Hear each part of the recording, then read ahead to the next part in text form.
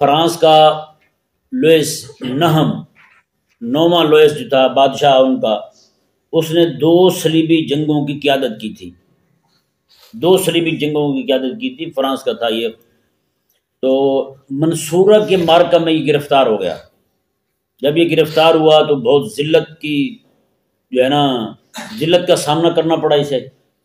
جب انہوں نے اہل ایمان نے اس کو چھوڑا تو اس نے، اب اس کی وصیتیں آج بھی لکھی ہوئی پڑی ہیں فرانس کے اندر، وصیتیں پوپ لوئس کے نام سے، پوپ لوئس نہم کے نام سے وصیتیں جو ہے نا اس کی لکھی ہوئی ہیں وہاں پہ۔ ان وصیتوں میں ایک وصیت اس نے جو کی اس وقت منصورہ سے آزاد ہوتے ہوئے، اس نے کہا تھا کہ مسلمانوں کو تم جنگی میدان میں مار نہیں دے سکتے، ان سے کبھی بھی نہیں جیت سکتے، ان سے جیتنے کا ایک ہی طریقہ ہے، وہ ایک ہی میدان باقی رہ گیا ہے کہ جس کے ذریعے تم ان پر فتح یاب ہو سکتے ہو، وہ ہے ثقافتی اور فکری یلغار۔ ثقافتی اور فکری یلغار جو ہے نا،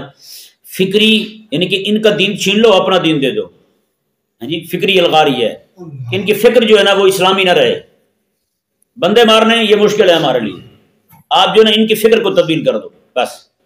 یہ کرو۔ اور اس کے بعد دوسرا اس نے کہا کہ ثقافتی یلغار، تہذیب جو ہے ان کی وہ لے لو، اپنی تہذیب دے دو۔ جب ان کی تہذیب لوگے، ان کو آپ اپنی تہذیب پسندیدہ بنا کے پیش کرو گے تو یہ لوگ خود بخود تمہاری طرف کھینچے چلے جائیں گے، تمہاری تہذیب اپنائیں گے، تمہاری فکر اپنائیں گے، تو پھر تمہیں ان سے لڑنے کی ضرورت نہیں ہوگی۔ لوگ انہی کے ہوگے، نام غلام رسول ہوگا لیکن ہوگا تمہارا حامی، ہوگا تمہارا حامی۔